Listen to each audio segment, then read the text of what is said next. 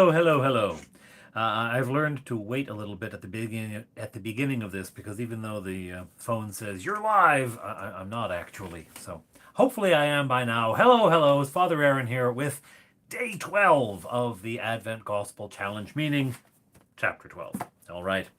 Let's go right into it. And we'll go right into it because this is really a continuation of chapter 11.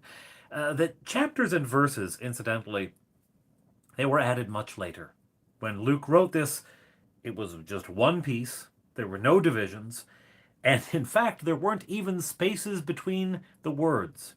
If you look at ancient Greek, it is written in all one case. There's no upper and lower case, and the words all run together, right? You only interrupt when you get to the edge of the page and you continue on the next line.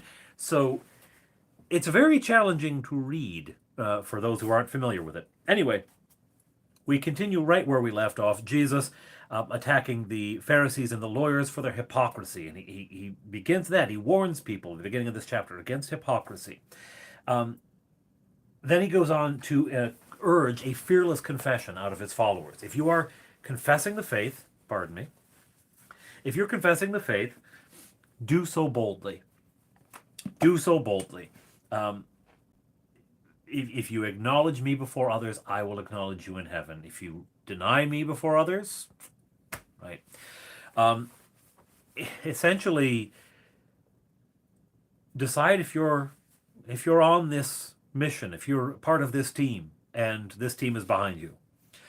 If you reject us, well, I mean, essentially, it's not punishment.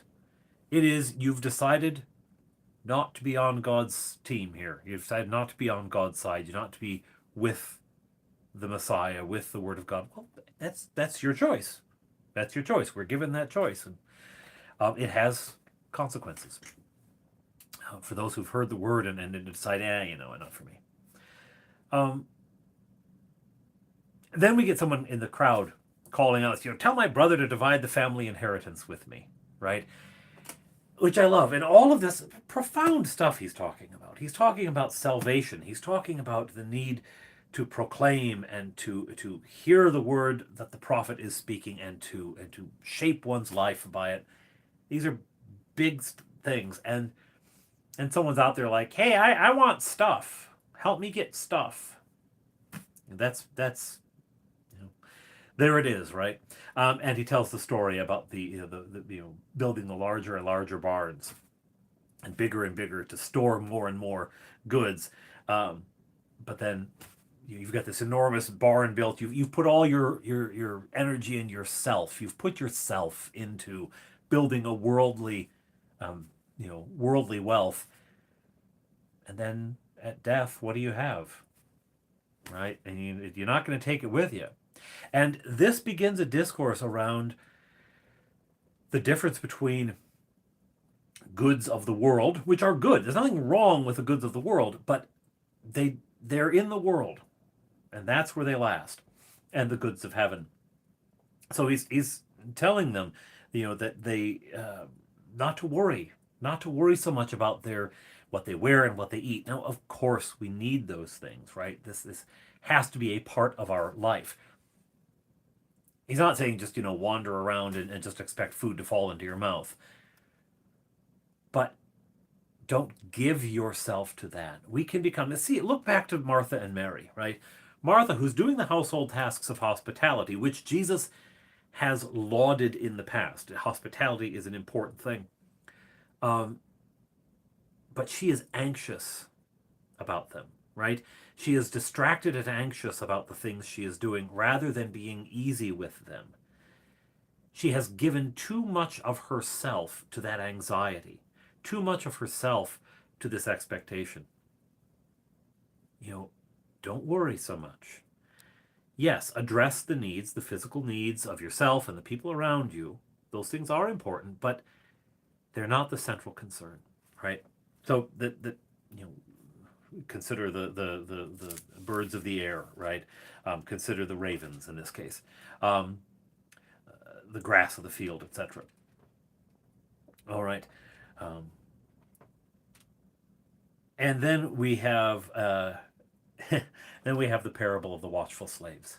So having talked about how we behave in the world and how we interact with the stuff of the world, he then tells the story about the watchful slaves, and some, who are dozing, and those who are watching, right? The ones who fasten their belt and watch. The owner of the house had known at what hour the thief would be coming. He would not have let his house be broken into. He's essentially saying, pay attention to the way you're living in this world. This goes back also to the parable of the barn, right? You're building the bigger and bigger barn. Pay attention to the way you're living in this world, because you don't know when the end will come. Both your own personal end. I mean, people have been sick for a very long time. We suspect the end is coming. Um, I have to say, even when someone has been sick for a very long time, when they do die, it's still a shock to everyone. You know, not intellectually a shock. You know it's going to happen, but the heart's never quite ready. Um, but also the end of all things. As John Donne puts it, what if this present were the world's last night? What if right now was going to be the last night of the world, and everything would end this evening, and Jesus would come back, and the angel army with him, and the entirety of the world would be destroyed and rebuilt, and this was going to be it. Are we ready for that? And again, this doesn't trend toward, and is hence the don't worry about what you eat and what you wear. This doesn't indicate that we should be in a state of constant nervousness. Is it happening? But put it this way, if Jesus walked in right now, what would he think about what we were doing? Like if, boom, he walked into the room and here he was, what would he think about what we were doing? And would you have to say, yeah, I know I'm doing this now, but eventually it'll turn out well, right? The means justify the ends. I'm doing horrible things now, but trust me, it's all for the best. How many utopias have been sought after by the conduct of utterly evil things, but the person doing this, well, eventually it's all going to pay off. It'll be good. We need to be ready now. That should this be the world's last night, we're prepared. So the watchful slaves, the homeowner, who knows when the thief is going to break in, right? And then the talk about the faithful and the unfaithful slaves, right? Those who are left in charge, and how they behave in the meantime, and which one of them is going to receive which consequence, right? When he says that, not to worry about what we eat or wear, it's not that the things of this world aren't important. What is important is how we use and approach them. Are we putting our whole heart and soul into our stuff? Or are we using those things wisely, prudently, and graciously? Are we using them for the building up of the world, remembering always we're pointing toward life, we're pointing toward resurrection, we're pointing toward a restoration of the world as a place of God, as a place of good, as a place of love and peace and joy. So are we building toward that? Are we building toward life, right, with the things of the world that we're given? Now, he acknowledges this is not going to be easy. He will be the cause of division, right? This beautiful stuff. I have. Do you think I've come to bring peace in the earth? No, I tell you, but rather division. Okay, which is very much in conflict with our image of gentle Jesus, meek and mild, of the King of Peace. But it's not the peace of, well, we just won't say anything about the bad stuff. We just won't talk about the sin. We just won't say anything. That's not peace, right? That's acquiescence. That's oh heavens, what was, I can't even remember the prime minister's name. Chamberlain. That's appeasement. See, once I got Chamberlain, I got appeasement. See how they go together like that. Pity to be remembered that way. But that's appeasement, right? That's just, we won't. That's not peace. That's not the kind of peace he's bringing. right? The division is going to be necessary because there are things that need working out and fixing, and it's not going to be easy. And there will be people who resist fixing them, people who want to hold on to the sin, right? And so if you say, I'm not joining that anymore, I'm not part of that, they're not going to be happy. They're not going to be happy. This will not be easy.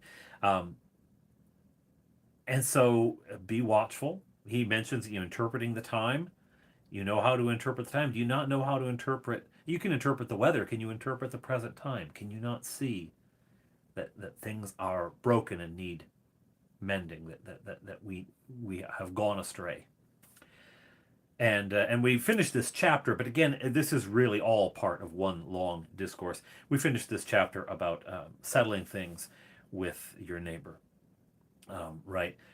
Rather than taking things, into legal and financial to actually reconcile from the heart, right? Um, Rather than involving yourself in costly dispute. But again, it's not the end because these chapters are really part of one long discourse. And it is extraordinarily likely, really, that Luke has sewn these things together from various things that Jesus has said, that he's bringing them from various places, but he has chosen to put them into this one section. It's almost like having told us that Jesus taught the crowds, that he preached, and we get a snippet of what he said. Luke is finally pulling back the curtain and said, this was what it was like, right? This would be what it would be like sitting with Jesus, and he would talk and talk, and the conversation would go all over the place, but you'd find it circling certain themes, right? So the division, the hypocrisy, the need to be ready, these things are in the mix of what he's talking about. Whether they were all part of one event at the time or not, they were things that came from Jesus, that Luke had sayings of Jesus, stories about him that he wove together for us. At any rate, that is the end of the 12th chapter. That means we're on to 13. And Karen suggested a rhyme for that over on Facebook. When I posted on Facebook, I posted it with a little rhyme, and she said, what was it? Serene. So we could do something along the lines of, we are serene. It's day 13. That's tomorrow, though. Today it's 12. So back on the shelf because it's day 12. I don't know. Pull it off the shelf because it's day 12. That's better. Anyway, God bless you. Have a good rest of your day. Bye-bye.